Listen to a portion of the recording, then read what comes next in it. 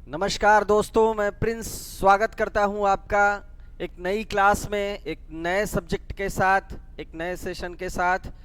मैं इतिहास शुरू करने जा रहा हूं और मैं पढ़ा रहा हूं आपके अपने चैनल कोचिंग जंक्शन पर, जिससे आप जुड़े हैं। बहुत प्यार मिल रहा है, आपका सहयोग मिल रहा है, साथ मिल रहा है और आपका प्यार देख के ऐसा लगता है कि हमें और मेहनत करनी चाहिए आपके साथ। आप एप्लीकेशन डाउनलोड करें, जो भी आपकी शंकाएं हैं उनका समाधान दिया जाएगा और हमारे कोर्स से जल्दी जुड़ने का प्रयास करें। आपको डिस्क्रिप्शन में नंबर्स होंगे, आप उन पे संपर्क करें अगर आपकी कोई क्वेरीज है, या वीडियो के अंत में जो है जब भी आप कोई कमेंट करें उनमें अपनी शंकाएं पूछें, प्रश्न पूछें और उनका जो है उत्तर, समुचित उत्तर दिया जाएगा। और अपनी पढ़ाई को एक धार दें दोस्तों। जो वैश्विक महामारी है इसमें अपना ख्याल तो रखें ही रखें, लेकिन आपके पास बहुत सुनहरा मौका है।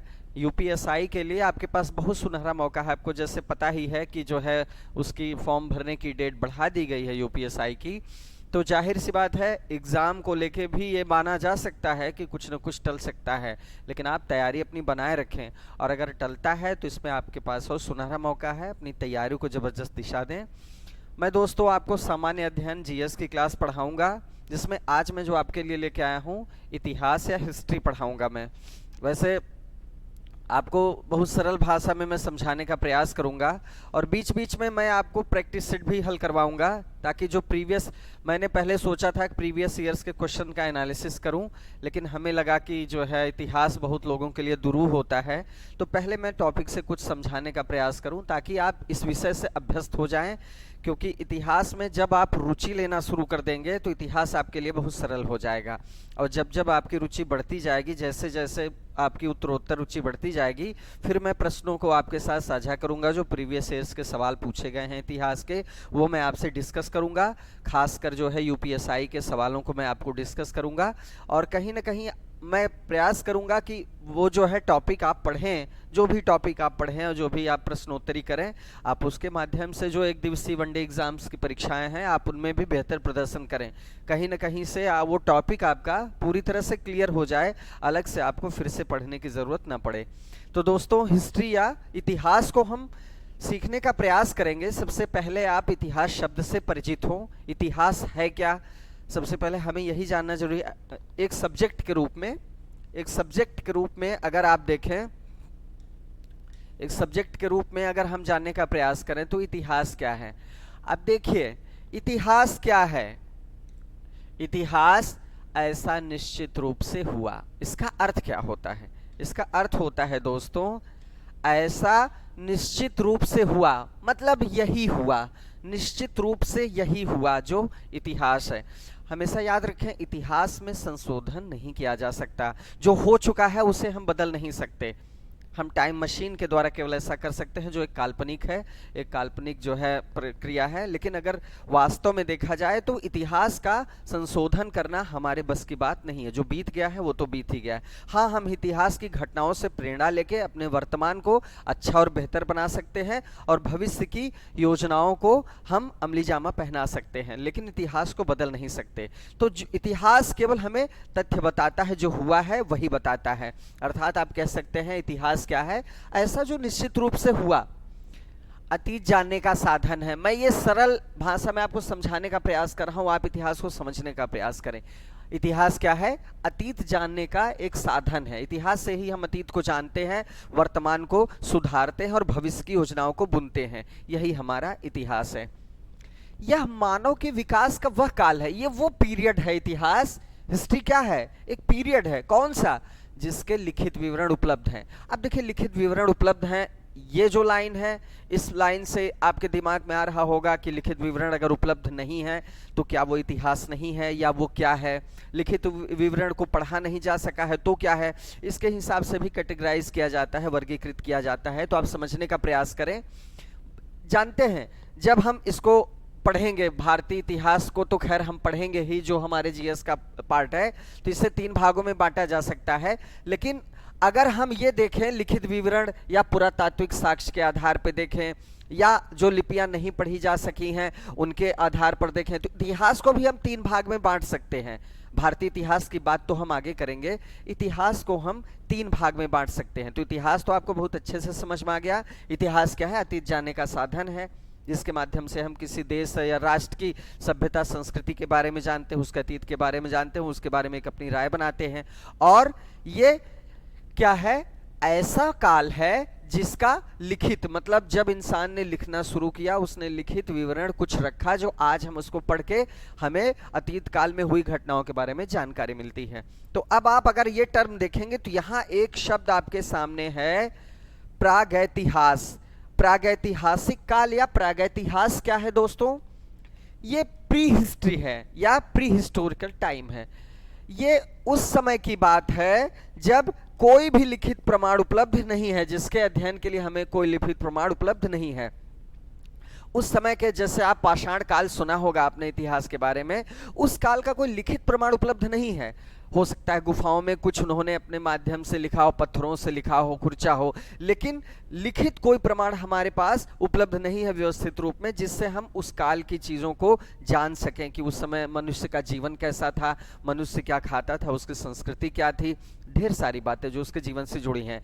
तो हम जानते कैसे हैं? जाहिर सी बात है, प्रागैतिहासिक काल के बारे में जब हमें कुछ जानना होता है तो हम उसके लिए सहारा लेते हैं पुरातात्विक साक्ष्यों का। जैसे पत्थर मिले हैं तो हम पत्थरों के माध्यम से जानते हैं कि पत्थर उस समय उनके बहुत महत्वपूर्ण जो है उपकरण थे, जिसके माध्यम से वो शिकार करते थे और अपनी दैनिक जीवन की आवश्यकताओं की पूर्ति के लिए जो कार्य आवश्यक है उनसे वो संपन्न करते थे। भोजन का वो मिलता है कि किस तरह वो शाकाहार करते थे या मांसाहार करते थे, ये मिलता है। अब वहाँ उनके जो है गुफाओं के प्रमाण मिले हैं चूंकि, तो उससे आप ये जानते हैं कि ये गुफाओं में रहते थे, सर्दी गर्मी से बचने के लिए, बारिश से बचने के लिए रहते थे। कुछ भीमबेटका की गुफाओं में चित्र मिले हैं, तो आप उनसे ये जानते हैं कि ये जो है कला प्रेमी थे, ये अपने शिकार के चित्रों को और अपने छोटी छोटी दैनिक जीवन की चीज़ों को वो चित्रित करते थे। तो ये सारी चीज़ें लेकिन कहाँ से मिली हैं? पुरातात्विक साक्ष्य से मिली हैं, आर्कियोलॉजिकल जो भी साधन हैं उनसे मिली हैं, लेकिन हम उनके काल को जानने के लिए कोई लिखित प्रमाण नहीं पाते। तो जाहिर सी बात है, प्रागैतिहासिक काल उस काल को कहते हैं जिसके कोई लिखित प्रमाण हमारे पास उपलब्ध नहीं है। प्री हिस्टोरिक टाइम यही कहलाता है। तब आप ये समझ गए होंगे कि ये सबसे पुराना काल है, पाषाण काल इसके अंतर्गत रखा जाता है। अब देखिए, पाषाण काल उदाहरण में है हमारे कि यही टाइम है जब प्री हिस्टोरिक टाइम कहा जाता है। अब अगली स्लाइड में आप देख लीजिए, अगली स्लाइड में आप देखेंगे तो आपको ये दिखेगा। अगली स्लाइड में ये आपके सामने है, ये देखिए प्री हिस्टोरिक टाइम हो गया और इसके बाद जो है, हाँ, ये आ गया आद्य ऐतिहासिक काल। ठीक है, अब आप इसको देखिए। प्रागैतिहासिक काल के बाद जो दूसरे नंबर पे हमें बात समझनी है, दूसरे नंबर पे ये कौन सा काल है? आद्य ऐतिहासिक काल। आद्य ऐतिहासिक काल या प्राक ऐतिहासिक काल भी आप इसको कह सकते हैं। प्रोटो हिस्ट्री, इसको प्रोटो हिस्ट्री कहते हैं। देखिए इसमें क्या है, प्रागैतिहासिक काल से ये किस तरह अलग है और इतिहास से किस तरह ये अलग है। इतिहास और प्रागैतिहासिक काल के ये बीच का काल है। ये असल में है क्या? लिपि के साक्ष्य उपलब्ध है किंतु उनके अपठ्य या दुर्बोध, अपठ्य मतलब पठनीय नहीं है, दुर्बोध मतलब कठिन है, होने के कारण कोई निष्कर्ष नहीं निकाला जा सकता। मतलब आप ध्यान दीजिएगा, क्रम से समझिए। प्रागैतिहासिक काल में लिखित प्रमाण उपलब्ध ही नहीं है, आद्य ऐतिहासिक काल में लिखित प्रमाण उपलब्ध हैं लेकिन उन्हें पढ़ा नहीं जा सका है। वो उपलब्ध है लेकिन पढ़ा नहीं जा सका है, तो आप कोई निष्कर्ष निकाल ही नहीं सकते कि किस तरह का उनका जीवन था, क्या उनकी संस्कृति थी। अब देखिए, सिंधु घाटी सभ्यता के बारे में आप पढ़ते हैं ना, सिंधु घाटी सभ्यता या हड़प्पा सभ्यता के बारे में या वैदिक सभ्यता के बारे में आप पढ़ते हैं, ये इसी काल में रखे जाते हैं। ये हमारे किस काल में रखे जाते हैं? आद्य ऐतिहासिक काल में रखे जाते हैं, जब धीरे धीरे इतिहास शुरू हुआ। और इतिहास के बारे में तो आपको शुरू से ही हम बता चुके हैं, इतिहास के बारे में हम आपको शुरू से ही बता चुके हैं कि इतिहास क्या है। इतिहास क्या है? इतिहास है ऐसा जब निश्चित रूप से हुआ और अतीत जानने का साधन है। इतिहास क्या है? इतिहास की परिभाषा आपने देख ली, एक मिनट। इतिहास की परिभाषा तो आपने अच्छे से देख ली। तो ये इतिहास की परिभाषा है, इसको बहुत अच्छे से आप समझिएगा, आपको इतिहास समझ में आ जाएगा। तो इतिहास के पहले भी दो काल हैं, एक है प्रागैतिहासिक काल जिसमें पाषाण सभ्यता को रखा जाता है, प्रस्तर युग को रखा जाता है, और दूसरे में क्या है, प्रागैतिहासिक के बाद दूसरा क्या है, आद्य ऐतिहासिक काल। उसमें क्या है, लिपि के विवरण मिलते हैं लेकिन उनको पढ़ा नहीं जा सका है, वो अपठनीय है। और इतिहास में लिपि के विवरण मिलते हैं, लिखित प्रमाण मिलते हैं और उन्हें पढ़ा भी जा सका है, इसलिए हम निष्कर्ष निकाल सकते हैं। मानव जीवन के बारे में हम निष्कर्ष निकाल सकते हैं, किस तरह का उसका जीवन था, संस्कृति थी, भोजन था, आवाज था, सारी चीजें हमें पता चलती हैं। तो अब देखिए, भारतीय इतिहास के संदर्भ में हमें पढ़ना है, हमें क्या पढ़ना है, इंडियन हिस्ट्री के बारे में जीएस में पढ़ना है, हमको भारतीय इतिहास के बारे में जानना है। ठीक है, तो भारतीय इतिहास को हम तीन भाग में बांट सकते हैं। प्राचीन इतिहास जिसे एंशिएंट हिस्ट्री कहते हैं, दूसरा है मध्यकालीन इतिहास जिसे मिडवल हिस्ट्री कहते हैं, और तीसरा है आधुनिक भारत का इतिहास जिसे हम मॉडर्न हिस्ट्री कहते हैं। देखिए, मॉडर्न हिस्ट्री से जो है परीक्षाओं में सवाल बहुत पूछे जाते हैं और ये बहुत महत्वपूर्ण भी है, लेकिन प्राचीन भारत और मध्यकालीन भारत से भी विगत सालों में सवाल पूछे गए हैं और पूछे जाते हैं। यहाँ से खासकर संस्कृति से जुड़े सवाल ज़्यादा पूछे जाते हैं, ध्यान दीजिएगा। जैसे इतिहास में राजनीतिक पहलू से सवाल पूछे जाते हैं, आर्थिक पहलू से सवाल पूछे जाते हैं। तो जब आप इतिहास को प्राचीन और मध्यकालीन एरिया को पढ़ें तो आप ध्यान दें, वहाँ पर जो संस्कृति से संबंधित सवाल हैं या प्रश्न हैं या जो है तथ्य हैं, उनको बहुत गहराई से ध्यान दें, वहाँ पर ज़्यादा संभावना प्रश्न पूछने की रहती है। और आधुनिक काल तो आपको पता है, इसको आपको बहुत अच्छे से पढ़ना ही होगा, तो ये आपको जानना आवश्यक है। आप ये भी जान लीजिए कि ईसा पूर्व से 712 एडी का जो काल है, ये प्राचीन भारतीय इतिहास माना जाता है। 712 एडी से जो ये 1707 मतलब औरंगजेब जो था तब तक का जो काल है, ये माना जाता है। मुगल सम्राट था औरंगजेब, आप उसको जानते ही होंगे। तो वो जो है 1707 तक जो है ये काल आपका पूरा मध्यकाल में आता है। और जब उत्तर आधुनिक काल शुरू होता है, ये आपका 1707 से 1947 तक ये आपका आधुनिक भारत का काल आता है। तो ये आप जो है इसी तिथि क्रम में आप उसको ध्यान रखें, प्राचीन काल और मध्यकाल और आधुनिक काल, ये तीनों आपके सामने हैं। अब ये चीजें हो गई, अब मैं आपको आगे लेके चलता हूं अपनी स्लाइड में। ये देखिए, इतिहास हो गया, आद्य ऐतिहासिक काल आपने देख ही लिया। अब देखिए एक दूसरी बात, 6ठी शताब्दी ईसा पूर्व ऐतिहासिक काल जो हमको पढ़ना है, इतिहास जो इतिहास हमको पढ़ना है, मतलब प्रागैतिहास आप जान चुके हैं, आद्य ऐतिहासिक काल जान चुके हैं, हमें पढ़ना तो इतिहास है ना। तो ऐतिहासिक काल कब से शुरू होता है, ऐतिहासिक काल 6ठी शताब्दी ईसा पूर्व से होता है। ठीक है, और किसी भी समाज या राष्ट्र के इतिहास के अध्ययन से हम क्या जान सकते हैं, समाज या राष्ट्र के अतीत को जान सकते हैं। देखिए, आप ये चीज जान लीजिए कि इतिहास का कालक्रम कब से शुरू होता है, कब से शुरू होता है, 6ठी शताब्दी ईसा पूर्व से ऐतिहासिक काल शुरू होता है। कौन सा ऐतिहासिक काल, भारतीय ऐतिहासिक काल, जिसको हमको देखना है, जिसको हमको पढ़ना है।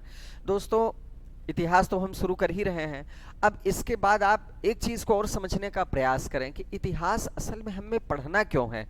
ठीक है, हमने तिथि क्रम तो समझ लिया, लेकिन इतिहास का महत्व है क्या, कुछ महत्व है जिसके लिए हम पढ़ते हैं? बिल्कुल, इतिहास का बहुत बड़ा महत्व है।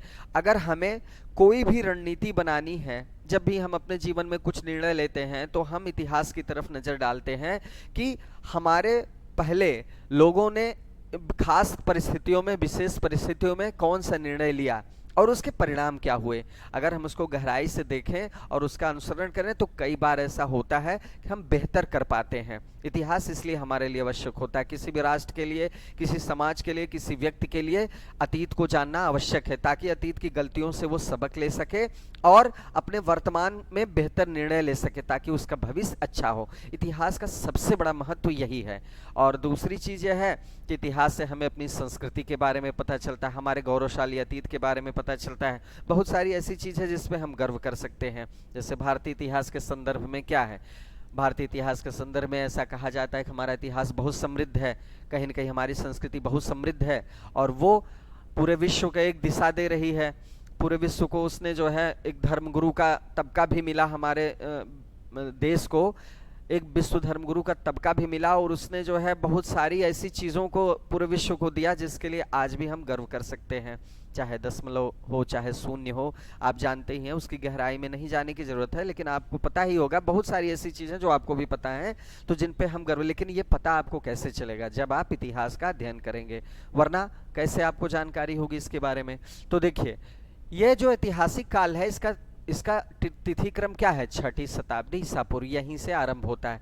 अब देखिए, ये अगली लाइन है जिसमें क्या कहा गया, किसी समाज या राष्ट्र के इतिहास के अध्ययन से हम क्या समझ सकते हैं? उस समाज या राष्ट्र के अतीत को जान सकते हैं।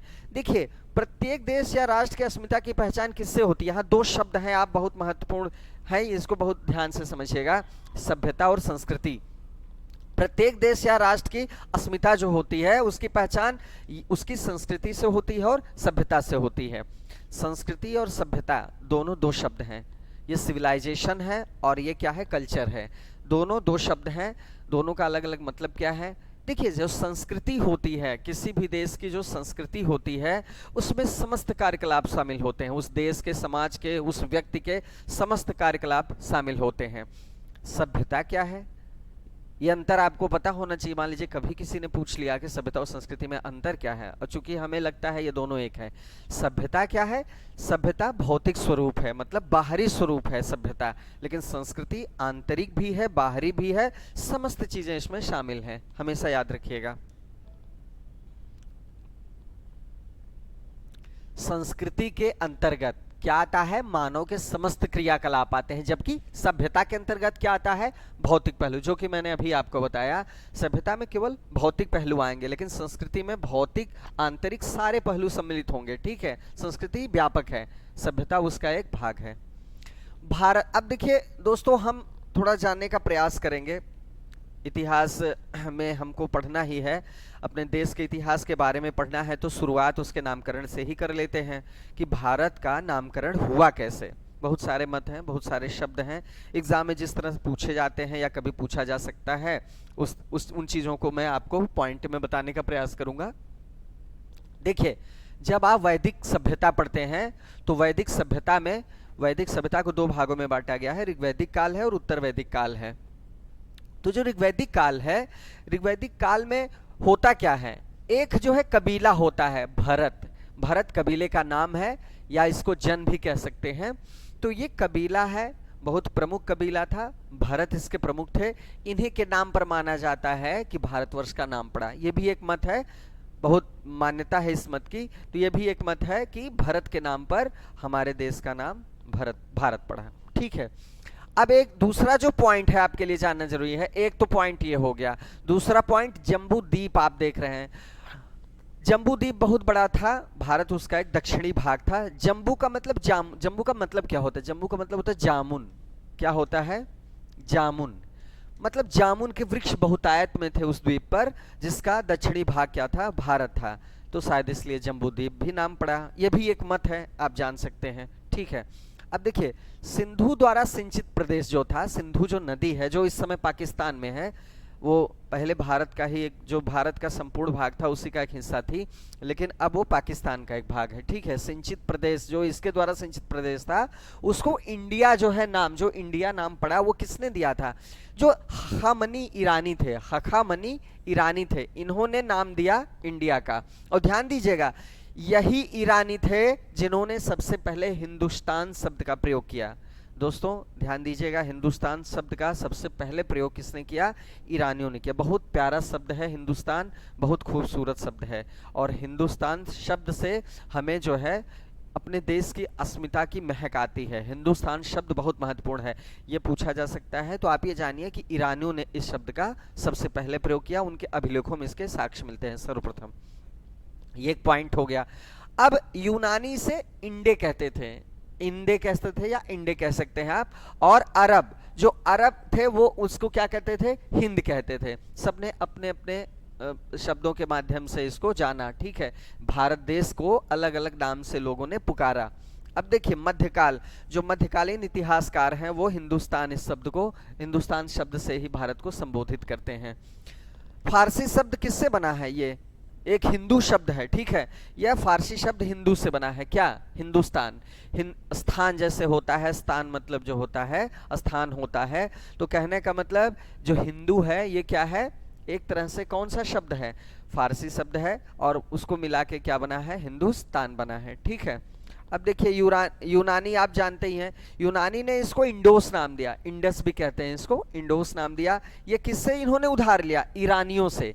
ईरानियों ने चूंकि इसको इंडिया कहा था, इंडिया या इंडस क्यों कहते थे इसे? क्योंकि ये सिंधु नदी का जो महत्व था उस समय, वो बहुत महत्व था उस समय। सिंधु नदी बहुत महत्वपूर्ण नदी थी, उसके आसपास बसने वाले लोगों को सिंधु घाटी, सिंधु के जो है आसपास रहने वाले वो कहा जाता था, मतलब भारतीय कहा जाता था, निवासी कहा जाता था।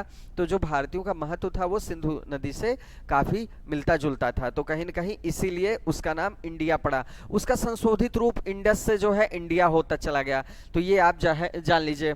और उसके बाद देखिए एक श्लोक मैं बताऊंगा, इस श्लोक में जो है पूरी तरह से अपने भारत की जो है बात की गई है। अगर हम देखें, अगर हम इसको देखें, अपने भारत के नक्शे को देखें,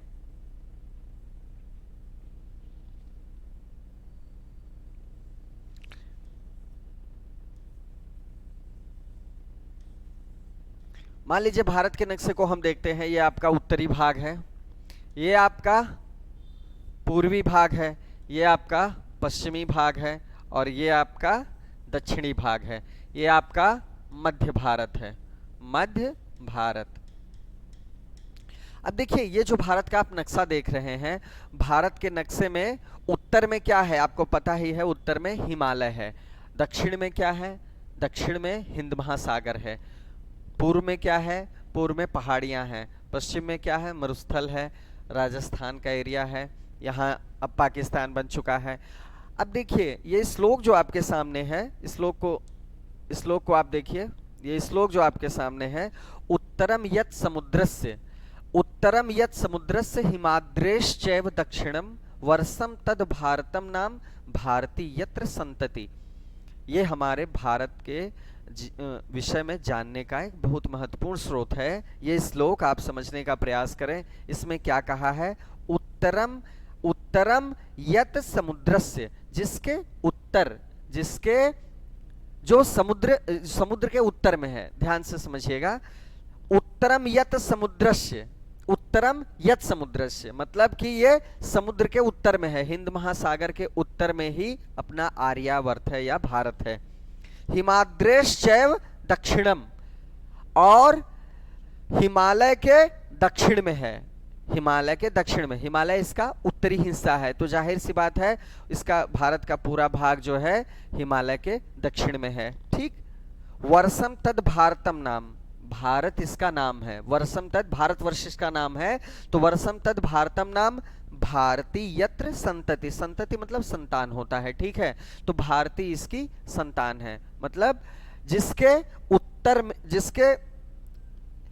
जिसके दक्षिण में समुद्र हो, हिंद महासागर हो, जिसके दक्षिण में क्या हो? समुद्र हो, जिसके उत्तर में क्या हो? हिमालय हो, और जिसकी संतान भारती हो, यही हमारा प्यारा भारतवर्ष है। तो ये भारत की जो है पहचान है। तो ये हमने जाना कि भारत का नामकरण कैसे हुआ, भारत का नाम कैसे पड़ा, तो ये याद रखिएगा। हो सकता है एग्जाम में यहाँ से भी सवाल कभी कभी पूछ लेता है, और अगर नहीं भी पूछता है तो आपके लिए जानना आवश्यक है।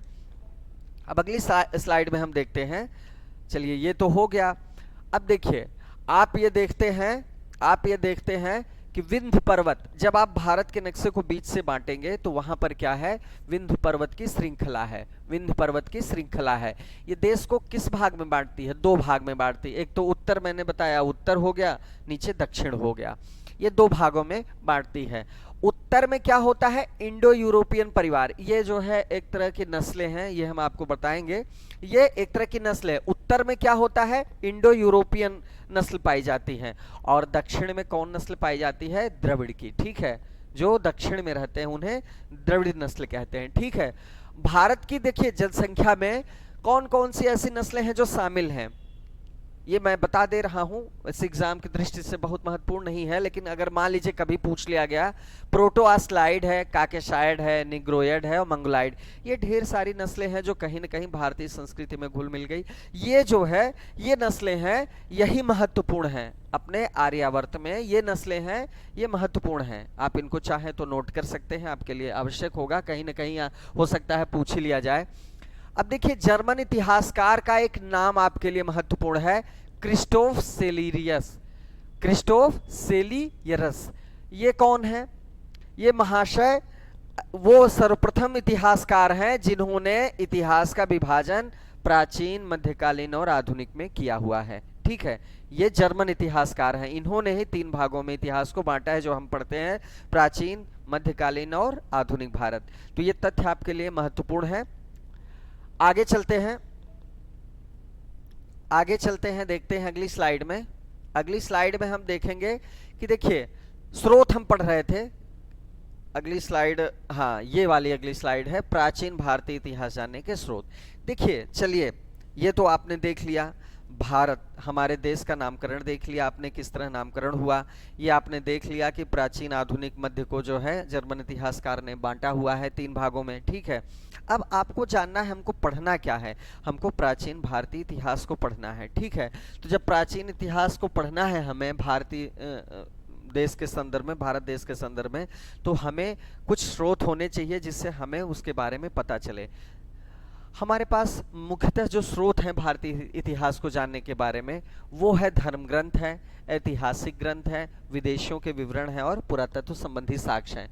देखिए, इतिहास हम इन्हीं 4 माध्यमों से जान सकते हैं। धर्म ग्रंथ मतलब जिसमें आपने रामायण, महाभारत देखा होगा, वेद देखे होंगे।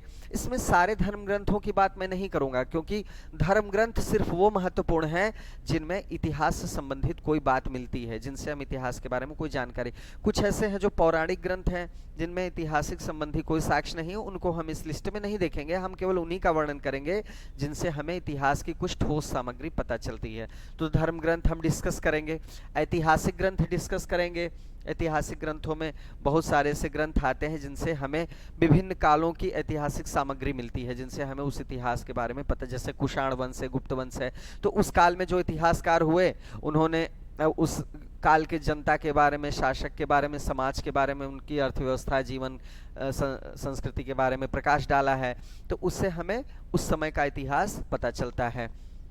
विदेशियों का विवरण, कहीं ना कहीं हमारे देश में बहुत सारे विदेशी आए, यूनानी आए, शक आए, कुषाण आए, तो इन सारे लोगों ने हमारी संस्कृति को प्रभावित भी किया और खुद भी प्रभावित हुए और यहीं बस भी गए। बहुत सारे लोग यहाँ बस भी गए, बहुत सारे लोग वापस चले गए।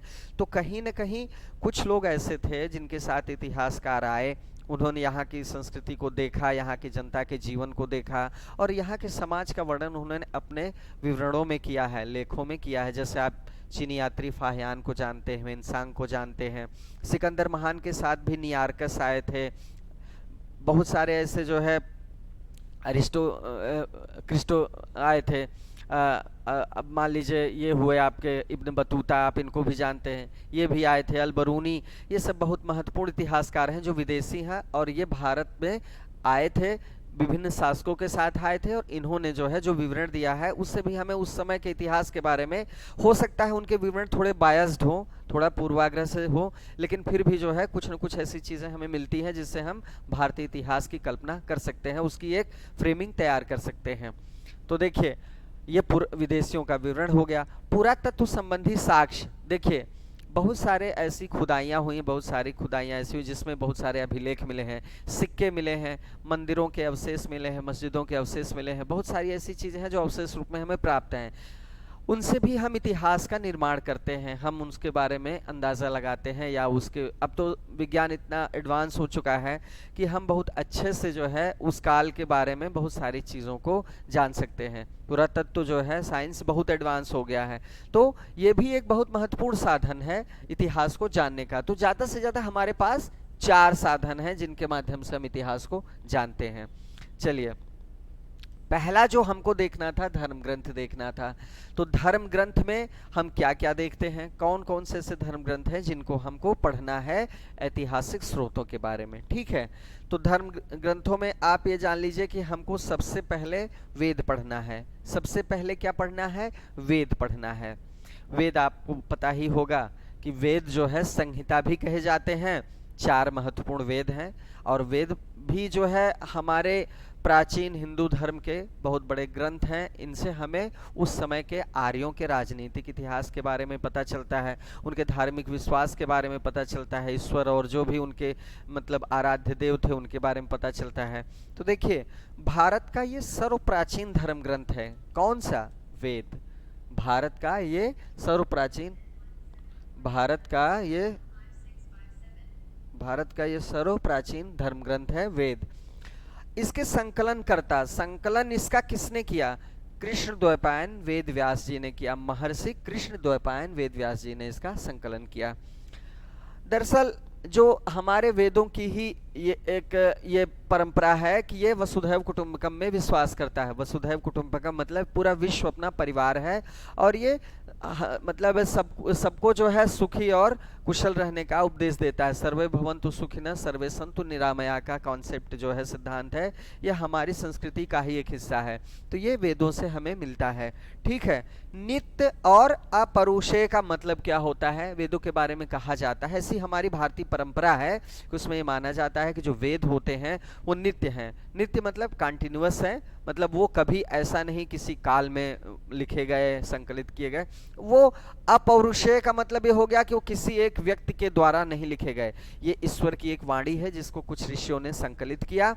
और नित्य का मतलब ये अनादिकाल से अनंत काल तक हैं, इनका कोई समय निर्धारित नहीं है कि ये इसी काल में लिखे गए। मतलब इनका बहुत महत्वपूर्ण योगदान है, बहुत इनका महत्व बढ़ा चढ़ा के भी बताया गया है। लेकिन कहीं ना कहीं वेद हमारे हिंदू धर्म के बहुत महत्वपूर्ण ग्रंथ हैं, इससे इनकार नहीं किया जा सकता। ठीक है, इनसे कुछ हमें ऐतिहासिक सामग्री मिलती है जिसके लिए हम इनका अध्ययन करते हैं।